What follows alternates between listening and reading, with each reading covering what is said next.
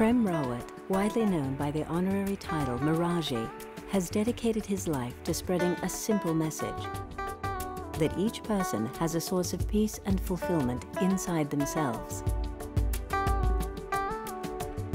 His message is from the heart. He speaks about the possibility for each person to find peace within, regardless of circumstances. If you are looking for fulfillment and peace, he says, the solution lies within. If that is what you want, I can help.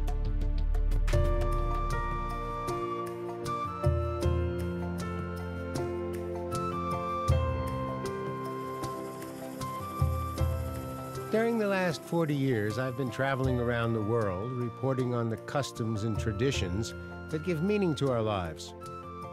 During those years, I discovered that the ones that were most valuable to me were the ones that gave me a sense of inner peace and self-knowledge.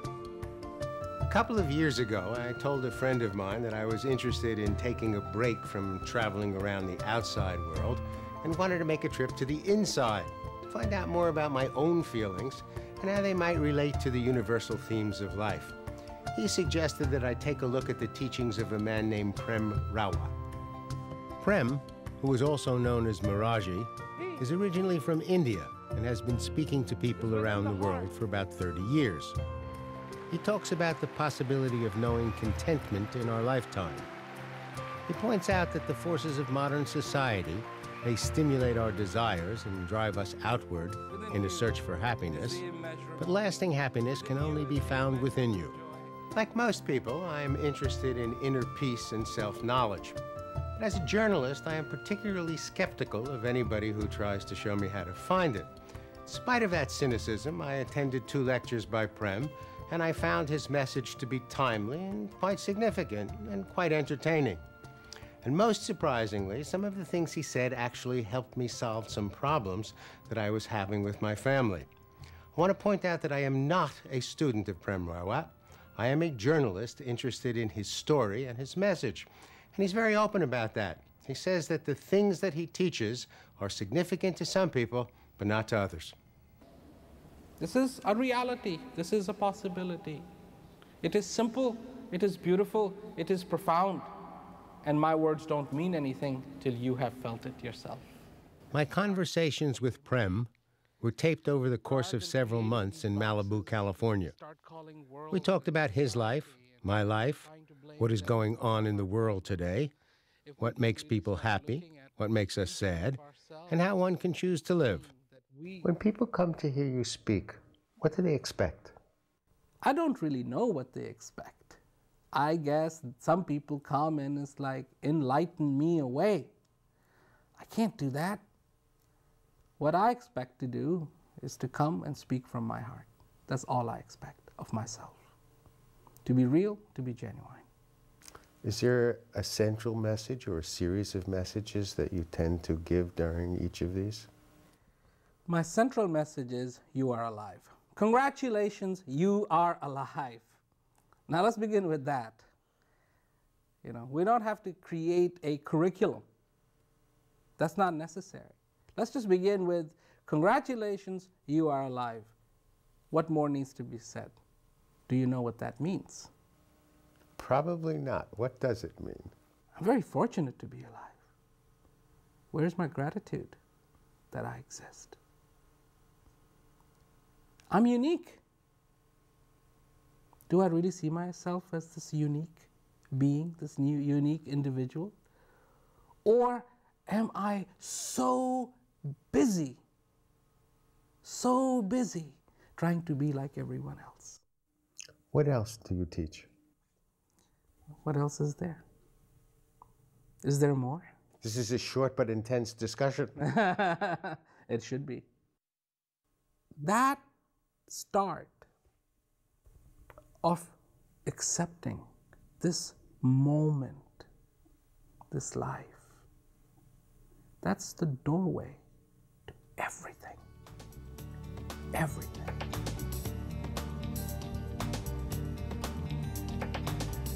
Today is the day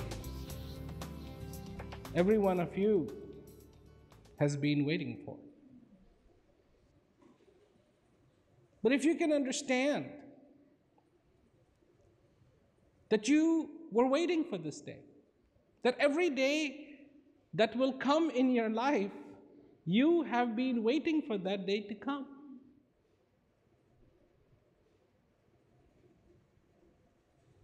And if you can understand this,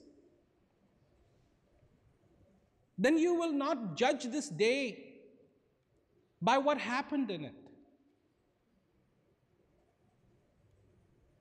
You will judge this day by what you were able to dig out of this day.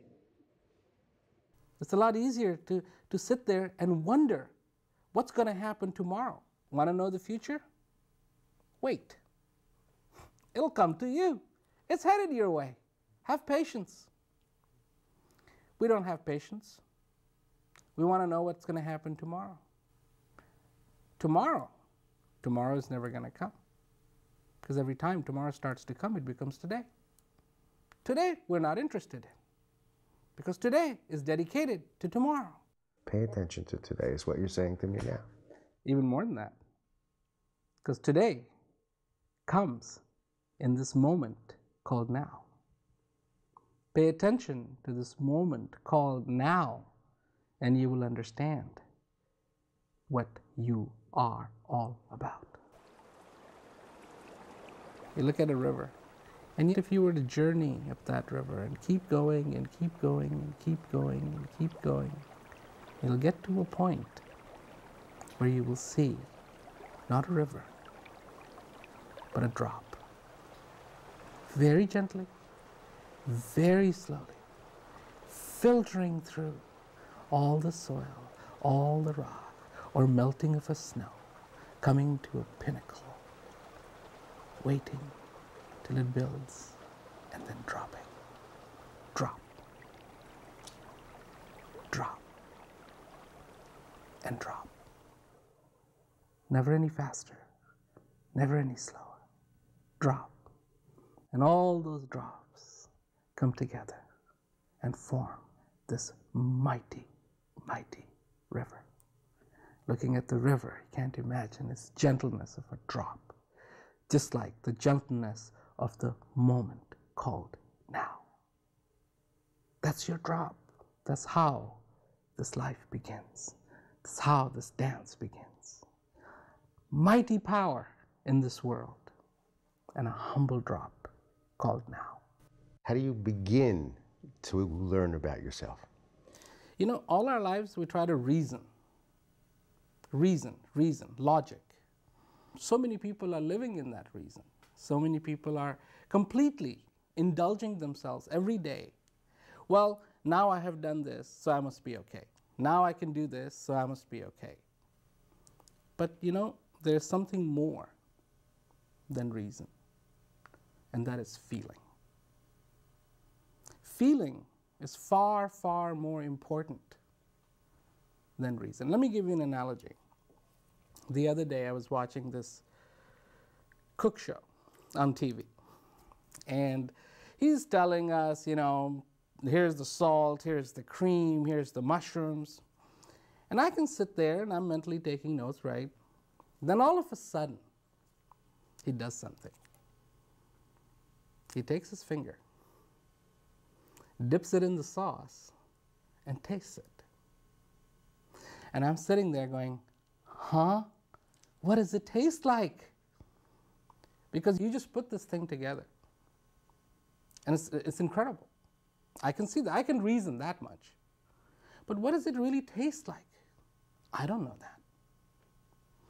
So if, in a way, we start to look at the reason in the same fashion, that we reason so many things, but what is it really like? What is it really like to experience? What is it really like to feel that?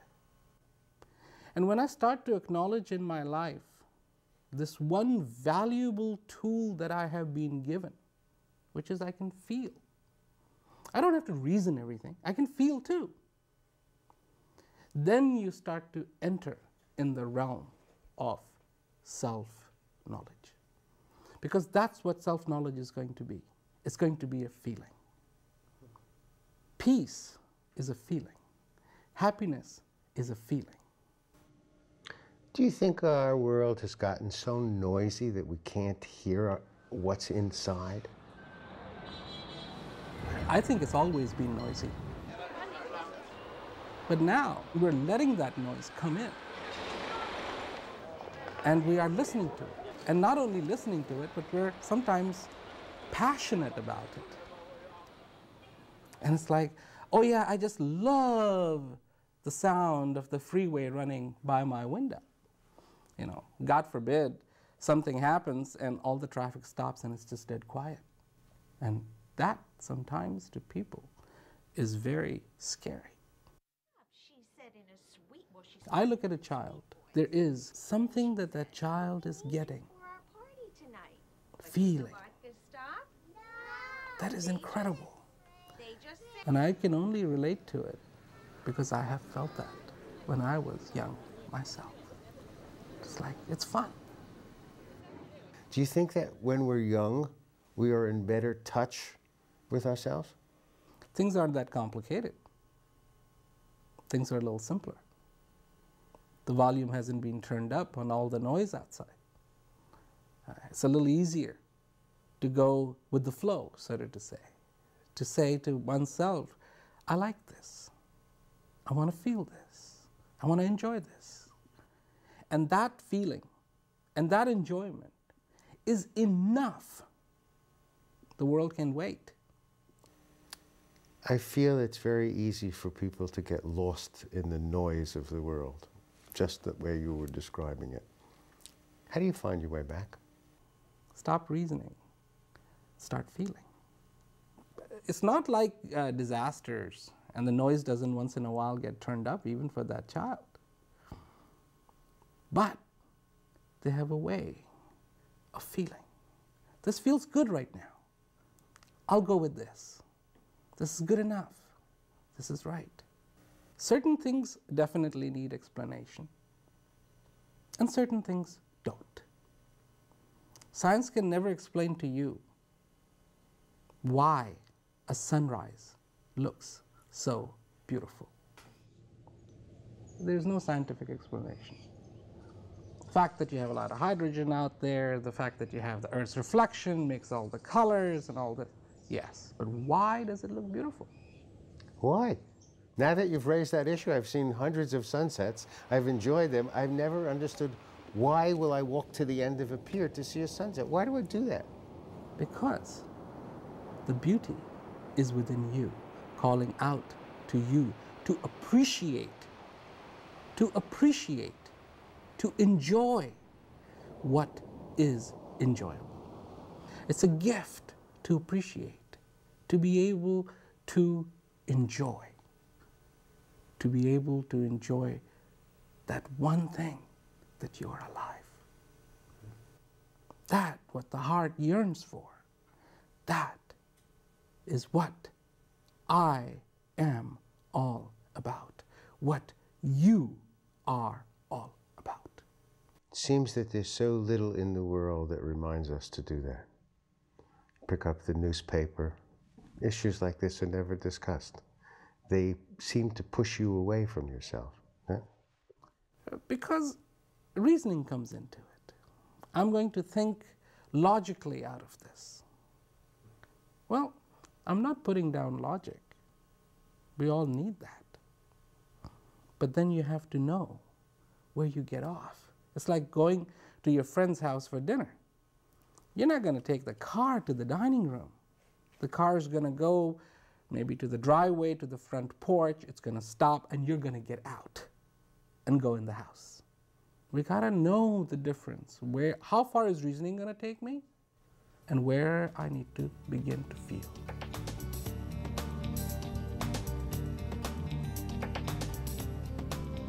Our association with words, with names becomes so prevalent, we forget what is this about? And the same thing happens with the word peace. Peace, oh yes. That's a good thing to say. It's a good, politically correct thing to talk about peace. You can't go wrong. Peace, peace. Nod your head. Peace, yes. Peace. Good, good, good. What does it mean?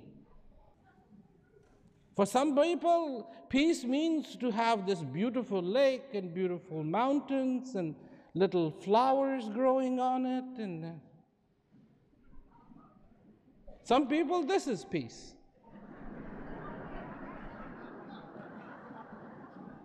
Yeah, this is peace. You raise two fingers and it means peace. But when I say peace, I know exactly what I mean. Because I know it's not absence of war. It is not a Volkswagen. It's not this. It's a feeling. Is there any way I can tell when my feelings are accurate as opposed to false? You will know if you know how to trust in yourself. If you're going to sit there and get caught between reasoning and feeling, there you are touching this object that maybe what's written on this object is caution, red hot, do not touch.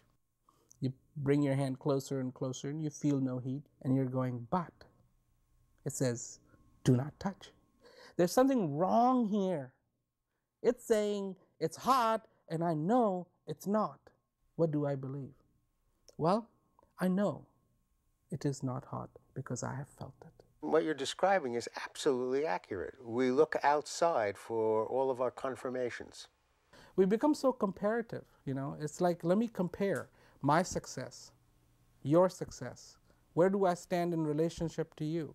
All of a sudden, it becomes like a big chess game where you're looking at it and you're going, what is the relationship of the knight to the pawn, to the bishop, to the queen, to the castle? And you're looking at all these. What is threatened? What is not threatened? Life is not a chess game. Life is this beautiful drum of breath that is beating. Life is a flower that needs to be admired. Life is this beautiful fresh water welling from this spring that needs to be drunk and the thirst quenched. Life is offering not a challenge, but a joy.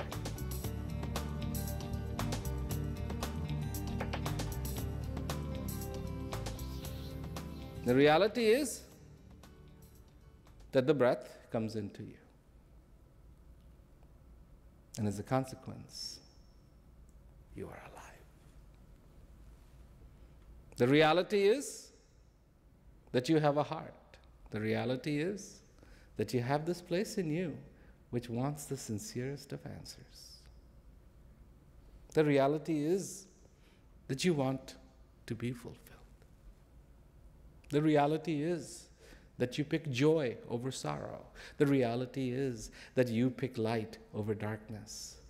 The reality is that you pick clarity over doubt. That's the reality. That's your reality. You will, given no coaching whatsoever, you will pick light over darkness. We live in a world where it is, oh, you got a little pain in your finger? Let's fix it. Are you thirsty? No worries. Let's go get the water. But here, to discover, my goodness, I am thirsty. Because for so long, I didn't think I was thirsty. For so long, I just went around saying, I'm me. I've got this. I've got that. I've accomplished this. I don't get thirsty. And then to feel the thirst and be fascinated by it. Because what kind of salt did you eat to create that thirst?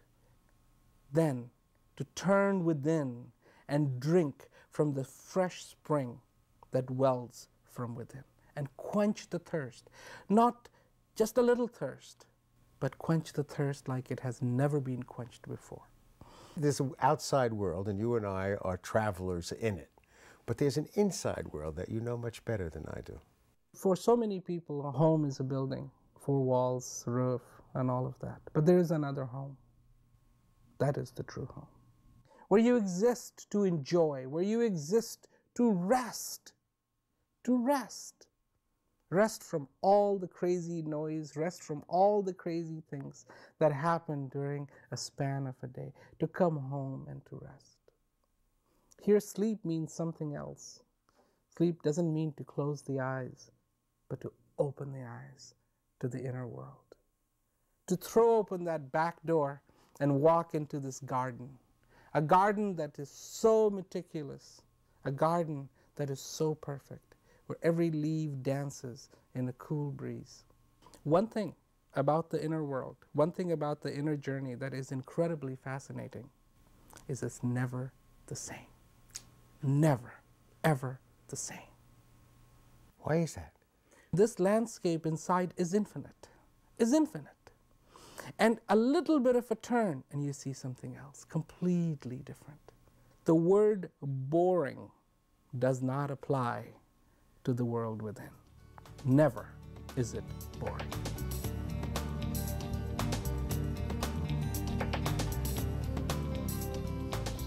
Because what you're looking for is within you. Always has been and always will be. We are human beings. We need to feel, we need to understand, we need to love. We need to love. And we need to love the most lovable. That most lovable is within us. We need every day,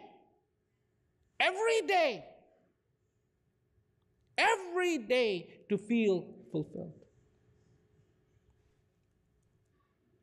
Excuse me, this is not luxury, this is necessity.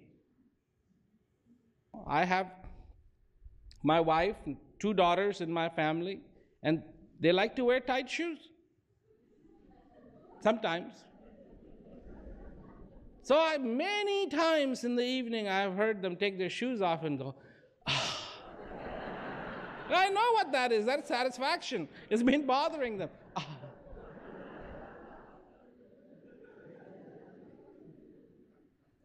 Ah. This needs to come permanently in your life. Every single day it needs to be When someone comes and listens to you and learns, they give you an extraordinary thing, hours of their life that they will never recover. And I feel the same way. If someone sits down and watches one of my television programs, what an extraordinary gift. Our time is the most valuable thing we have. Don't waste it. And so much of our time actually goes in trying to fix things, when it should be invested in us, in that peace, in that joy. Because every moment should feel like it has, whatever it had to offer, all of it has been extracted out of it. That is an art. And if we get good at that art, then that is the day we know we can live. Then that is the moment we begin to feel alive. Prem's boyhood home is in northern India. He recently traveled there after being away for nearly 20 years. Magical place. Always was magical. I grew up there. I went to school there. And people have told me, oh, it's gotten very polluted and so on and so forth. But I got to go back. And I was happy to just look around and see those mountains again. And how magical it was. And happy to say it still is. It still is. And I remembered so many things. It was just one of those beautiful blue sky days, warm, cool breeze. That's what I had always remembered. And I was so thankful that what that feeling was to be back, I had always carried it within me, because it was within me. The whole drama, the whole beauty of being alive was within me, regardless of where I went in this world. It must be nice to be in a physical environment which feels like the center of the wheel. When it is within you. Wherever you go, like a snail, you carry your house with you.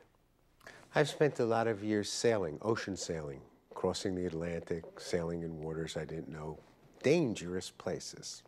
And when the storm comes, that sense that you have a center, that you know a safe place in you. Call it soul, you call it whatever it is, but the bigger the storm on the outside, the more important my center was, my inner peace.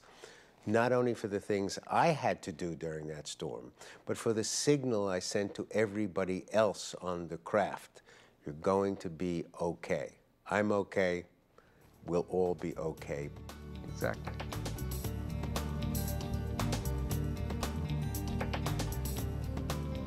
So I need to prepare. That no matter what happens,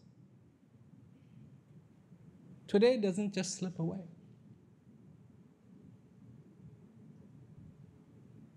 And if I can begin to prepare for today, and if I can prepare for tomorrow, perhaps I can get enough insight into preparation that I can prepare for this life.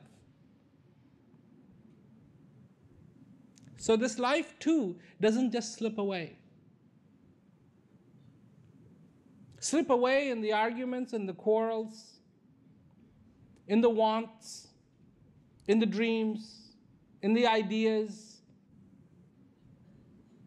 but that it remains every day something real for me. As long as I'm alive. Real.